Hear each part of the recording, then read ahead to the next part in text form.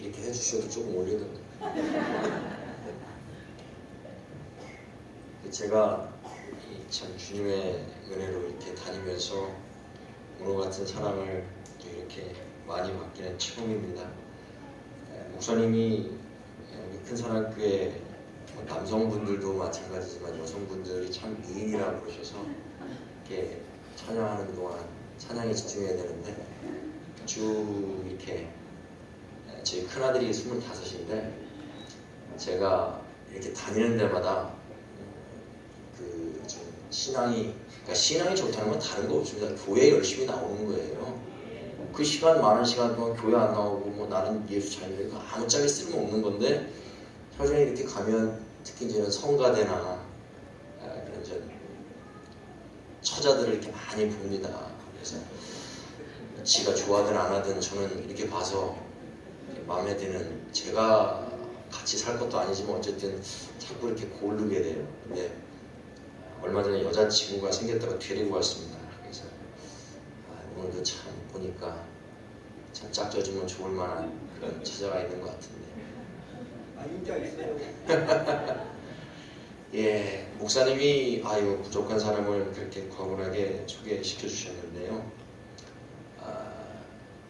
오늘 저는 우리 성도님들에게 특별히 또 이렇게 예배 회복이라고 하는, 예배라고 하는 것이 목회자나 성도님들이나 우리가 십자가 앞에서 다 신앙인이거든요.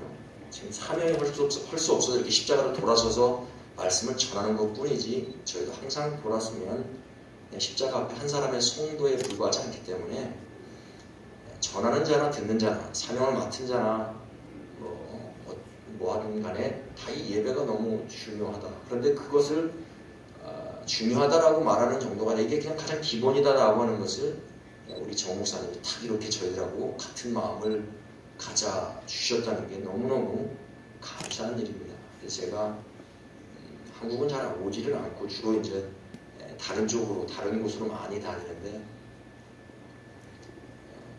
다니면서 이렇게 성도님들, 저는 주로 이제 목사님들을 주로 만나고 선교사님들을 만나고 다니지 성도님들은 교회 방문은 잘 하지 않습니다. 제가 궁예를 하러 다니는 게 아니기 때문에.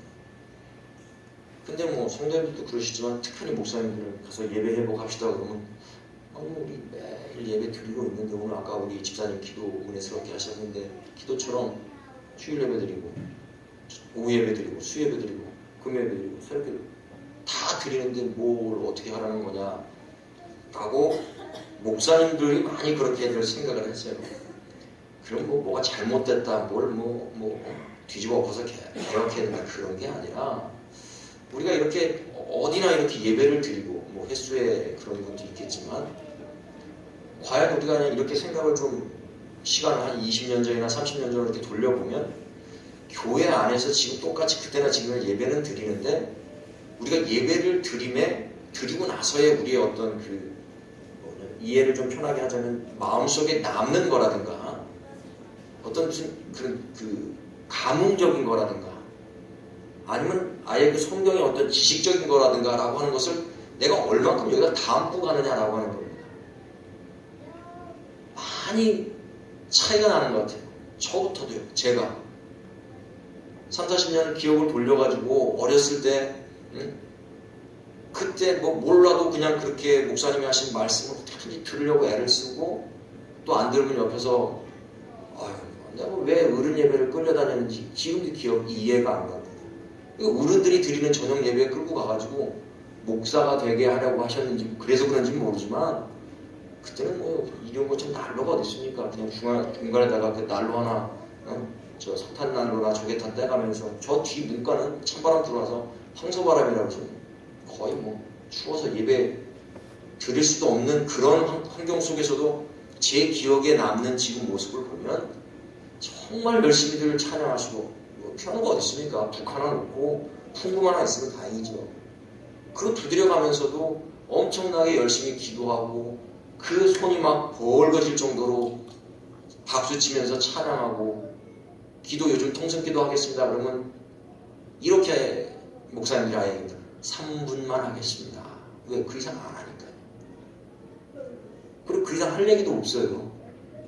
그래서 앞에서 이 통성기도를 오래 인도하면 짜증냅니다. 난 할 말도 없는데 빨리 눈 떠야 되는데 저 앞에서 마이크 붙잡고 너무 오래 기도하면. 저희는 뭐 한번 통성기도 시작하면 뭐 오래 하거든요. 마이크를 붙잡으면 제가 오래 하니까. 이런 어떤 그런 모든 것들이 다 이렇게 막 발전하고 융성이 되는 게 아니라 죽어들어 가니까 이렇게 예배드리면 안 된다 라고 하는 그런 것들을 우리가 이렇게 좀 고쳐가자는 거지 다른 거 없습니다. 그래서 뭐 어찌 보면 오늘 이 예배를 주일을 성수하러 오신 분들에게 이게 무슨 해당 사항이 되겠느냐라고 하지만 성경의 말씀을 보면 이건 다 믿는 사람들한테 하는 얘기지 믿지 않는 사람들한테 하는 얘기가 아닙니다. 그럼 저 믿지 않는 사람들은 어떻게 되느냐? 들은 우리가 그게 내게 권능이 돼서 내 입으로 가서 전하라는 거예요. 그냥 죽게 멸망받게 내비두는 게 아니라 네가 권능을 받아. 그러니까 내게 권능이 임하는 예배. 성령의 성령의 어떤 음성이랄까 느낌이랄까 뭐 사우지가 뭔가 있는 예배로 내가 믿는 예수님. 그래서 내가 그 예수님을 통해서 천국이 확실하게 믿어지니까 그 믿음을 생각해 보십시오. 오늘도 아침 목사님께서 맛있게 사주셨지만 내가 A라는 집에 가서 짜장면을 먹었어요. 너무 맛이 없어요. 돈이 아까워. 근데 B라는 집에 가서 짜장면을 먹었는데 이건 정말 어떻게 말로 표현할 수 없을 정도로 맛있어요. 그 친구하고 점심에 밥 먹으러 가려고 그러는데 그 친구가 야 우리 저기 A 식당에 가서 짜장면 먹자 하니까 그럼 뭐라고 하겠습니까? 개거품을 물고 B 칭찬할 겁니다. 침을 튀겨가면서 A는 막 무시하고. 그게 우리가 밥 한 끼를 가지고도 우리 생활 속에 나타나는 극명한 차이인데 내가 이 땅을 살면서 보이지 않는 영원한 천국이 믿어지면 그걸 어떻게 소개를 안 하겠냐고요. 안 그렇겠습니까? 보이는 것을 먹은 것만 가지고도 침을 튀겨가면서 그 핏대를 세우고 삐루 식당으로 끌고 가는데 내가 만난 하나님, 나를 위해서 예비된 천국 그걸 어떻게 내가 전하지 않을 수 있느냐. 그건 도저히 불가능하다고 하는 거지. 그럼 그렇게 되기 위해서 무엇이 잘 되어야 되느냐 라고 할 때 내 예배가 잘 되어야 된다 라고 하는 겁니다. 오늘 저는 우리 성도님들에게 제가 무슨 성령님 조카도 아니고 은혜 끼치러 오지 않았습니다. 제가 무슨 재주로 무엇을 하며 사시는지 어디서 사시는지 제가 어떻게 알아서 그 입맛에 구색의 환경에 맞게 제가 그걸 나누어 드리겠습니까? 제가 무슨 산타크로스도 아니고. 다만 우리가 신앙생활이라고 하는 믿음 생활이라고 하는 이런 거창한 단어 말고 나를 구원하신 예수님, 그래서 나를 부활의 자녀 삼아주신 그 예수님이 우리에게 남기신 생명의 진리, 길이요 진리신 이 말씀을 통해서 우리 자신을 이렇게 돌아보며 하나님은 주님은 우리가 어떻게 주님을 믿기를 원하시는가 라고 하는 그 뜻을 좀 분명하게 우리 성도님들과 다시 한번 묵상하면서 오늘 이 예배 가운데 그 주님의 음성을 내가 바로 들을 수만 있다니 귀로 들었는데 그 귀로 들은 게 이쪽 귀로 빠져나가는 게 아니라 그 귀로 들은 게 내 마음의 믿음으로 그래서 입으로 시인해서 늘 이 구원의 벅찬 감격으로 살아가는 성도의 그 예배가 조금이라도 되도록 노력하는 그 시간이 될 수 있기를 바랍니다. 늘 가서 다니면서 하는 말이지만 우리가 예수님을 통해서 받은 최고의 은혜 여러 가지 많은 그 종류의 은혜가 있겠지만 최고의 은혜를 딱 하나만 꼽으라 그러면 구원받은 겁니다. 아멘. 이 땅에 살고 분명히 죽어야 되지만 남들은 다 그게 끝이라고 말하지만 우리는 그 끝을 통해서 영원한 새로움이 시작되는 그 은혜를 받은 그것이 가장 큰 은혜다라고 하는 거죠. 공부도 잘해야 되고 출세도 해야 되고 병도 났어야 되고 물질 축복도 받아야 되는 그런 은혜도 주시지만 구원의 은혜 보이진 않지만 만질 수는 없지만 어떻다고 정말 이렇게 손으로 보여주면서 설명할 수는 없지만 내게 확실하게 믿어지게 하셔서 그 나라를 지금도 꿈꾸며 소망하며 주님 앞에 나올 수 있게 하신 이 은혜가 우리에겐 가장 큰 은혜다라고 하는 거예요. 요즘 우리가 막 이렇게 받는 것에만 익숙해가지고 주님의 그 가장 크신 은혜보단 주님이 나의 어려움을, 나의 필요함을 어떻게 채워주실까? 뭐 이런 거에 더 집중하면서 우리가 신앙생활하고 교회생활을 하는 것 같아요. 그리고 그런 필요나 어려움이 없으면 어떤 그냥 의무적으로 그냥 습관이 돼서 아주 좋은 습관이지만 내가 이렇게 마음에 그런 어떤 주님을 향한 사랑과 감사가 없는 그런 습관적인 그런 우리의 신앙생활이 뭐 30년, 50년 이렇게 돼가고 있는 건 아닌가 하는 그런 것들을 좀 우리가 이렇게 점검해 보는 것이 예배를 회복하자라고 하는 겁니다. 어려서 제 기억을 해보면 저희 아버님은 장로님이셨는데 굉장히 엄하셨습니다. 그래가지고 뭐 교회 생활에 관련된 부분에서 너무 엄하셨고요. 교회에서 이렇게 떠들다가 뭐 어렸을 때니까 막 이렇게 예배 시간에 떠들고 그러면 전도사님이 아버지한테 일렀어요. 장로님 큰아들이 예배 시간에 떠들고 옆에 사람 쿡쿡 찌르면 장난 놀았다고. 그때 장로님이 4분이 계시는데 그 장로님들 아들 중에 제 또래가 4명이 있었어요. 그 목사님 아들도 제 또래였어요. 그래서 이 5놈이 아주 맨 앞에 앉아가지고 거의 전사님 설교하는데 엄청 방해를 놔서 예배가 안 될 정도로 막 그렇게 장로 아들 4세 목사 아들 하나가 자주 많이 떠들었어요. 사고를 친 건 아니지만 장난놀기 좋아하고 잘 예배드리면 푹 찔러가지고 기도 시간에 막 웃게 만들고 뭐 시끄럽게 만들고. 그래 아버지한테 이르면 교회에서 전도하는데 혼난 것보다 거의 10배는 집에 가서 많이 맞았어요. 그래서 그다음부터는 전도사님이 자신이 생겨가지고 우리가 떠들면 이런 방으로 끌고 들어가가지고 거기서 맞고 끝나는 게 나아요. 집에까지 가면 정말 난리가 나거든요. 그래서 어렸을 때 이렇게 아버지를 생각해보면 지금 기억을 생각해보면 그때 좀 덜 때렸으면 덜 맞았으면 좀 이렇게 이해가 많은 분이었으면 어리니까 그럴 수도 있겠다. 요즘 하나 나서 저희가 5년 전에 오설리에서 컨퍼런스를 했는데 그러니까 가족 수련을 했는데 이렇게 목사님들은 노란 티셔츠를 입었습니다.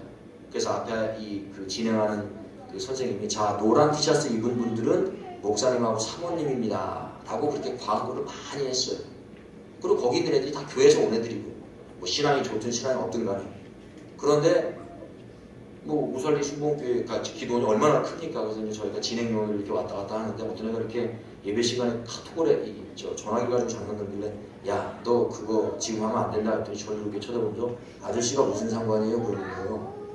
목사님이라고 몇 번을 얘기했고 노란 티를 입고 있는데 아저씨래 저거. 그때하고 지금 너무 많이 달라졌어요. 하나만 나서 오냐오냐. 그래서 제가 부교육자 파트를 맡았는데 이제 그 얘기를 했더니 그러는 겁니다. 집에 가서 얘기하죠. 교회에서 혼내지 못한대요. 교회에서 혼내면 집에 가서 얘기를 하고 그 부모님이 권사님인지 집사님인지 모르면 담임 목사님한테 얘기해서 잘 잘린다는 겁니다. 글쎄요. 모든 교회가 다 그러는지 모르지만 그 얘기를 듣고 굉장히 충격이었어요. 야, 잘못하는 거를 바르게 가르치는 것에 대해서 그걸 가지고 뭐라고 해서 말 그대로 직장이 잘릴 정도의 교회 안에 형편이 그렇게까지 됐나. 그런 애들 모아놓고 수련하면 뭐합니까? 각 교회에서 아무것도 똑바로 가르치지도 않는 애들 모아다 놓고. 그래서 정말 그때 막 2,500명이 모였는데 뒤죽박죽 난리도 아니었습니다. 이제 중고등학교 시절을 이렇게 겪고 대학 시절을 지나면서 지금까지 이렇게 생각해보면 야 중고등학교 때는 좀 내가 좀 사달라는 것 좀 그냥 아무 얘기 없이 이거 사주세요 그러면 그래 라고 하면 좋은데 이건 이래서 안 되고 저건 저래서 안 되고 이렇게 또 부모님 아버지 논리에 의해서 별로 그렇게 사본 적도 없고 나이가 커서 이제 여자친구를 좀 만나려도 너는 목사가 돼야 되니까 뭐가 어떻고 이 조건이 많으세요. 그래서 어떻게 보면 막 얼마 전까지만 해도 지금도 뭐 살아계시지만 얼마 전까지만 해도 부모님 그러면 뭐 이렇게 고맙고 감사한 기억이 없어요. 뭘 이렇게 내 소원대로 해주고 들어주신 게 별로 없다는 생각이 잔뜩 그냥 머릿속에만 들어있더라고요. 근데 어느 순간에 이렇게 이제 저도 애들 둘이 있는데 큰애가 이제 25이고 둘째가 23인데 부모의 마음을 심정을 이렇게 조금 이해를 할 수 있는 그런 이제 때가 됐습니다. 그래서 이렇게 생각해 보니까 저희 어머니가 이제 한 8년 전에 중풍으로 쓰러지셔가지고 오른쪽을 완전히 못 쓰십니다. 팔이고 다리고 휠체어에 의해서 이렇게 의존해서 계신데, 이렇게 부모님을 생각해 보면 이제는 뭐 저를 위해서 해주실 수 있는 그런 능력이 안 됐어요. 다 이제 일선에서 은퇴하시고. 그런데 그 부모님한테 이제 뭘 해드려야 되잖아요. 그 때를 따라. 그런데 예전에 뭐 못 받은 게 서럽고 내가 해드리는 게 뭐 이게 힘들고 이게 아니라 그냥 지금까지 살아 계신다는 거. 그냥 마음속에 부모님이 살아 계신다는 그 자체가 엄청나게 감사합니다. 부모님이 돌아가신 분들은 그 부모님이 병에 걸려 계시든 휠체어 타고 계시든 살아 계셔만 있어 주시면 이미 끝난 일이니까 두 분 다 돌아가셨으니까 어쩔 수 없지만 그냥 살아 계셔 주심만도 자기들한테 감사하겠다라고 하는. 오늘 우리가 하나님 앞에 나오며 예배 드릴 때 물론 자기의 다 그 마음의 소원을 가지고 나오는 게 좋습니다. 근데 그냥 하나님, 주님, 성령님 그러면 그냥 내가 그분의 자녀요, 그분이 나의 믿음의 구세주라고 하는 그 사실이 감사해서 뭘 얻고 받고 주고 뭐 이런 관계가 되지 않아도 그냥 그 마음 하나만 가지고 우리가 예배에 나와서 감사함으로 예배 드릴 수 있는 그런 성도가 될 수는 없는가?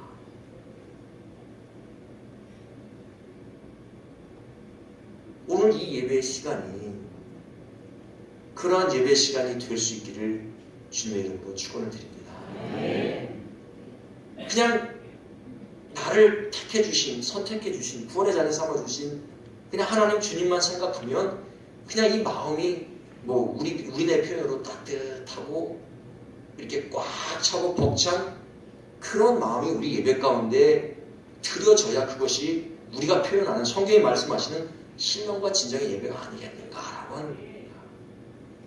언제까지 부모님이 나를 위해서 뭘 해줘야 그 부모가 고마운 부모고 그 부모가 능력 있는 부모고 그 부모가 부모의 역할을 한다라고 하는 그런 물질적인 논리가 아니라 아무것도 못해드리고 내가 도리어 그분들을 위해서 뭘 많이 해드려도 나를 낳아주시고 길러주신 살아있는 부모님의 그 감사함을 갖는 마음처럼 우리가 그렇게 예배를 드린다면 우리 하나님 주님이 우리의 예배를 이렇게 기쁘시게 받는 영적 예배가 될 줄로 믿습니다.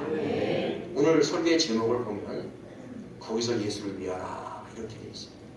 제가 만든 말이 아니라 저는 개혁 성경, 바꾸지 않은 옛날 성경입니다.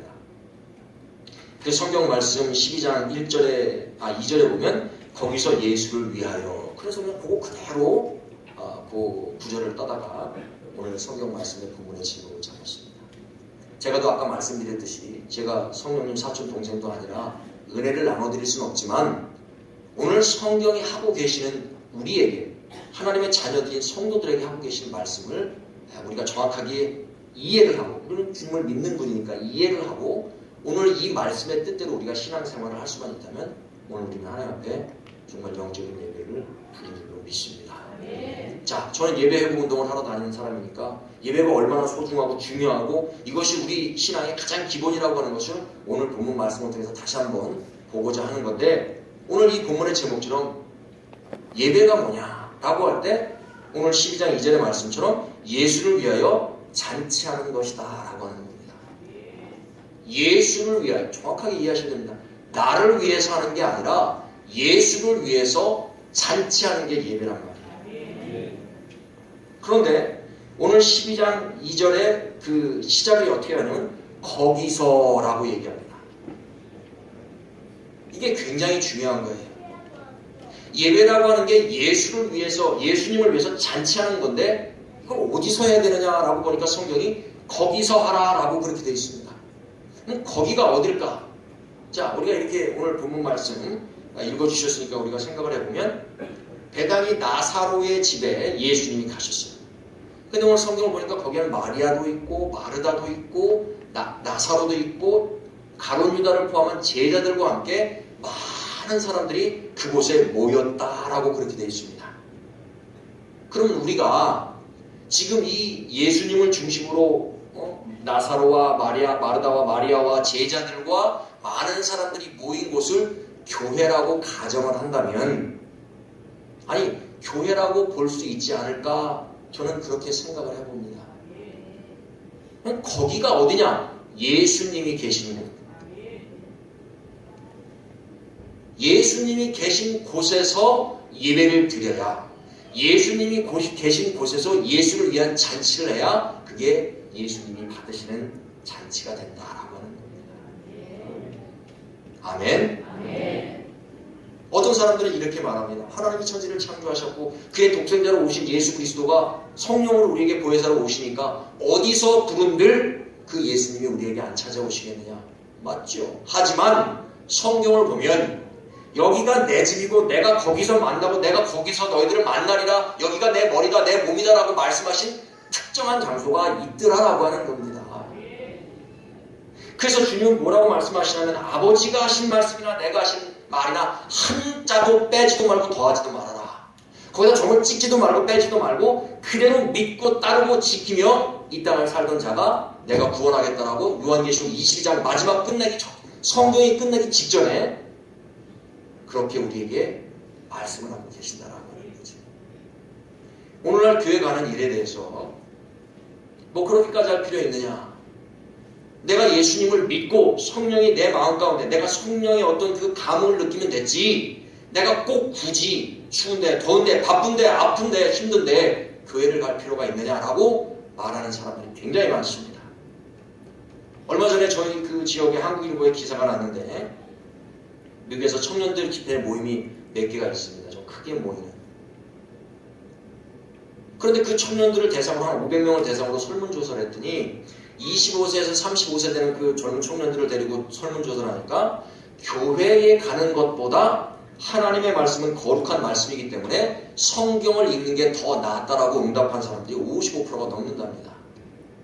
그래서 저는 그 기사를 이렇게 보고 도대체 성경 어느 부분을 펴놓고 읽고 어디 부분을 읽을 때 눈을 감고 읽었는지, 성경이 하나님의 거룩한 말씀이라고 해서 읽는 건 좋다 이겁니다. 너무 은혜스러운 일인데 그 성경을 읽으면서 하나님이 우리에게 말씀하시는 그 메인 주제, 핵심을 모르고 뭘 어디를 읽었길래 교회 가는 것보다 그냥 이 말씀을 듣는 게 그냥 그게 그 자체가 거룩한 일이라고 여기는지 저는 목사인데도 도저히 이해가 안 가더라고요. 걔들은 도대체 성경 어디 부분을 읽길래 하나님의 말씀과 하나님의 마음과 하나님의 명령과 하나님의 권면은 다 무시하고 그냥 자기가 앉아서 성경 읽는 게 그게 거룩한 것이라고 그렇게 여기는지 아무리 성경을 제가 아는 대로 찾아봐도 없어요. 우리가 이루어질 말씀이라고 하는 요한계시록에 보면 14장에 보면 구원받는 사람의 그 모습이 나옵니다. 그래서 14장 12절에 보면 성도는 하고 그렇게 되어 있는데 그게 구원받는 성도를 말하는 거예요. 14만 4천이라는 단어를 우리가 성경에 있는데도 쓰기 뭐한 게 자꾸 이거 이단들이 갖다 써서 그런데 정말 14만 4천이냐 아니냐, 물론 뭐 그 문자적으로 써 있는 것도 중요하지만 그 의미가 뭡니까? 아주 하나님이 골라서 선별하시겠다는 거거든요. 그럼 누구 중에 우리가 이렇게 생각합니다.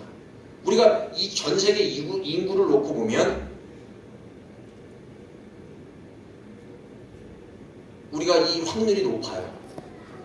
그런데 성경을 잘 읽어보시면 그건 전 세계 인구를 놓고 따지는 비율이 아니거든요. 믿는 자들 가운데서 바르게 믿는 자를 구원하시겠다는 거예요. 하나님을 알고 주님을 알고 있는 자들 중에 믿는 자를 구원하시겠다는 거거든요. 그렇게 따지면 확률이 굉장히 희박해져 버립니다. 어쨌거나 그러한 기사를 보면서 야, 이게 어떻게 된 거냐, 성경이 우리에게 하나님이 직접 당신이 거하시는 곳이라고 우리에게 이렇게 지정을 하셨고 거기서 내가 너희를 만나겠다고 하신 그게 어떻게 이렇게 묵살이 되고 그것을 어떻게 이렇게 소홀하게 여길 수 있는 그게 신앙의 믿음이겠는가. 예수님은 나를 통해서 아버지께로 가야 된다고 그랬는데 예수님을 믿고 어떻게 아버지께로 가야 되는 그 사람들이 아버지가 하신 말씀을 필요 없다고. 오늘 내 현실과 좀 맞지 않고 나를 힘들게 하는 그런 족쇄 같은 법이라고 해서 그걸 어떻게 버릴 수 있겠는가 라고 하는 그런 안타까움을 갖게 된다고 하는 거죠. 자, 오늘 12장 2절에 보면 교회가 무엇이고 예배가 무엇인지를 우리가 분명히 알아야 됩니다. 아까도 말씀드렸듯이 예배는 예수를 위해서 잔치하는 거다. 아멘. 아멘. 그럼 그 잔치는 어디서 해야 되느냐? 거기서 예수님이 계신 곳에서, 예수님을 만날 수 있는 곳에서, 하나님이 받으실 수 있는 곳에서, 하나님이 지정한 곳에서 우리는 거기서 예배를 드려야 되는데 그것이 바로 교회요 성전이다. 아멘. 아멘. 자, 그럼 성도는 뭐 하는 사람이냐? 오늘 성경의 말씀처럼 교회 거기서 예수를 위하여서 잔치를 준비하는 사람들이더라라고 하는 겁니다. 내가 차려서 나를 위한 잔치를 하는 게 아니라 그곳에서 성전에서 교회에서 주님을 위해서 잔치를 준비하는 사람이에요. 준비한다라고 하는 것은 고생스럽고 수고스러운 일입니다. 그런데 오늘 본문의 말씀을 보면 전혀 그 마르다와 마리아와 나사로는 수고스럽고 고통스럽고 괴롭고 짜증나는 게 아니라 그럼에도 불구하고 그들에게 감사와 기쁨으로 주님을 위해 잔치를 준비하더라라고 하는 겁니다. 이게 성도의 모습이어야 되고 성도의 신앙의 자세여야 된다라고 하는 겁니다. 그것이 교회라고 한다면, 거기가 교회라고 한다면, 그곳에 주님이 계신다면 내가 그곳에 가서 주님을 위해서 나의 어떤 공로와 나의 어떤 수고와 나의 어떤 그런 그것을 드러내는 게 아니라 주님만을 위해서 땀 흘리고 주님만을 위해서 수고하는 그런 아름다운 모습이 오늘 성경에 성도의 모습으로 기록되고 있어요. 아까도 말씀드렸듯이 이 나사로의 집이 교회라고 그런다면 이 교회 안에 어떤 종류의 성도들이 있는가 보니까 마리아와 같이 주님을 위해서 헌신하는 성도가 있어요. 마르다와 같이 주님을 위해서 봉사하는 성도가 있어요. 나사로와 같이 주님 말씀에 죽었다 살았다는 주의 말씀대로 사는 성도가 있더라라고 하는 겁니다. 근데 또 한 사람 누가 있어요? 가룟 유다와 같은 인간이 있어요. 없을 것 같지만 있단 말입니다. 이 큰 사람 교회는 없는 줄로 믿습니다. 왜 이렇게 근심스러운 표정으로 나오는 말씀? 큰 사람 교회는 가룟 유다와 같은 성도는 없을 줄로 믿습니다. 아멘. 성경이 하시는 말씀이에요. 왜 그럴까요? 왜 이런 사람들이 교회 안에 있고 왜 이런 사람들이 주님 옆에 있을까요?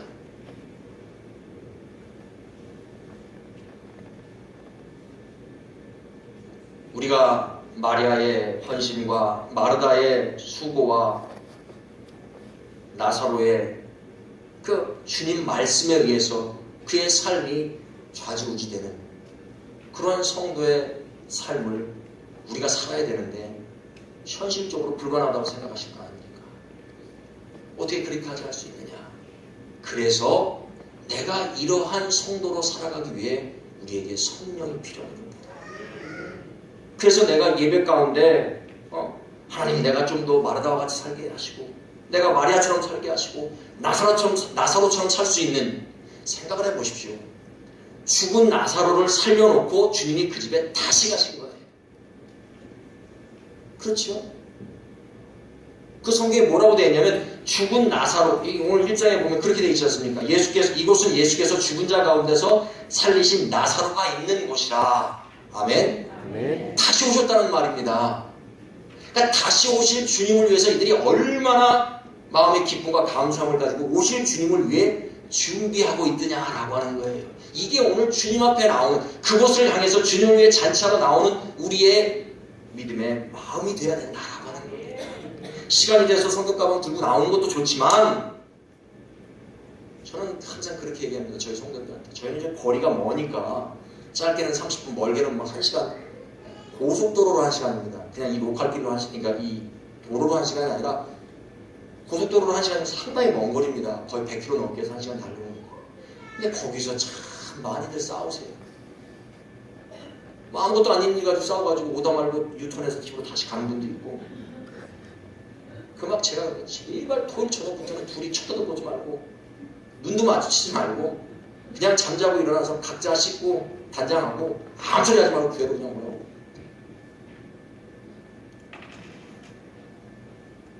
교회 예배의 시작이 어디부터인가? 저 성전의 문을 열고 들어올 때부터인가요? 아닙니다. 아니에요. 내가 주님 앞에 오기 전에, 내가 토요일날 잠들기 전에, 아니 토요일 하루를 주일을 예배하며 정말 거룩한 마음, 내가 막 멋있게 근엄하게 오는 게 거룩한 게 아니라 이 마음속에 성령의 그 주시는 은혜를 담고 돌아가고자 하는 그 갈망을 가지고 올라오셔야 그게 우리에게 거룩한 마음이며 거룩한 예배를 드릴 수 있는 자세가 된다라고 하는 거예요. 실컷 싸우고서 얼굴 부어 터져가지고 들어와서 예배 드리면 그게 무슨 거룩한 예배가 돼요. 안 드리는 것보다 낫겠지만 그게 무슨 거룩한 예배고, 뭐 다들 경험이 있으시겠지만 그러고 예배 드리고 집에 가시면 목사님이 무슨 설교하셨나 기억이나 나나요? 기억도 나지 않습니다. 근데 어느샌가 우리에게 그게 그냥 일상화 돼버렸어요. 40년, 50년, 60년 교회를 다니다 보니까 그냥 목사님 설교, 그냥 때가 돼서 지나가는 어떤 하나의 식순이 되고, 아이고 빨리 끝나고 어디 가야 되는데 뭐 이런 생각에 빠져 있다든지, 이거 내가 구걸 얹어놓고 하는데 끄고 왔나 안 끄고 왔나. 제가 그래서 토요일날 저희 설교할 때 또 절대로 주일날 그리고 토요일날 전에 공국 끓이지 말아라. 그거 얹어놓고 꺼졌나 안 꺼졌나. 그거 우리 경험 없으신 분들은 그렇지, 경험 있으신 분들은 솥 다 태우고 난리 났는데 한번 불나니까 좌불안석이 돼서 예배 못 드려요. 그럴 수도 있겠지 하지만 우리의 인생을 누가 장담하고 보장합니까? 기왕 내가 선택받고 믿는 하나님, 그래서 내가 이 땅에서 정말 하나님 열심히 잘 섬기고 믿어서 전하가서 주신다는 상급의 그 기쁨을 가지고 살면서 주님 뜻을 아름답게 이루는 그런 삶을 하루하루 한순간 한순간 살 수 있다면 그게 얼마나 복되고 의뢰로운 성도의 삶이겠어요. 그래서 오늘 우리가 말씀을 이렇게 보면 다시 오실 주님을 이렇게 고대하면서 예배를 드리는 이 지금 베다니 나사로 집에 있는 이 사람들, 이 성도들의 모습을 오늘 성경은 우리에게 배우고 따라 힘쓰기를 원하고 있는 겁니다. 우리가 이 성경을 이렇게 읽고 들으면서 내게 믿음이 있노라 하면서 우리가 성경의 말씀을 무시할 때가 많잖아요. 이건 힘들어서 안 되고, 이건 환경이 안 맞아서 못 되고, 이건 뭐해서 못 되고, 뭐해서 못 되고. 그러면서도 나는 믿음이 있노라 그렇게 여길 때가 많다라고 하는 거죠. 왜 예배회복이 중요하냐? 내가 하나님의 자녀되어 됨에 그 영원한 천국이 내게 믿겨지는데, 그래서 그 나를 위해서 다시 오실 주님, 내가 만날 주님에 대한 벅찬 감격이 그곳에 가서 주님을 만나는 일에 등한시하면서 그것을 소홀히 하면서 나는 믿음이 있노라라고 말하는 게 이게 논리적으로 맞지를 않는다는 겁니다. 근데 우리는 그걸 믿음이라고 여기고 있어요.